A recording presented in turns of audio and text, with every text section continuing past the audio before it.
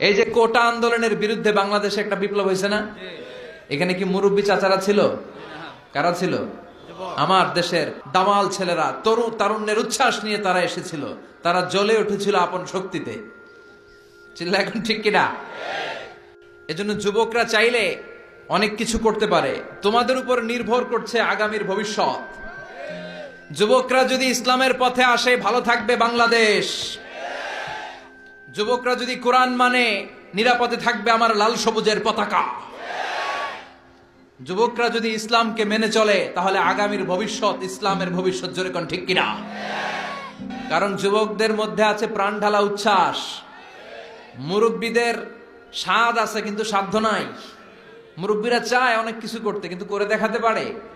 মাজায় ব্যথা, কোমরে ব্যথা। আগামীর নেতৃত্বে মুরব্বী নয়, যুবকদেরকে এগিয়ে আসতে হবে। চিল্লায় বলো ঠিক কিনা?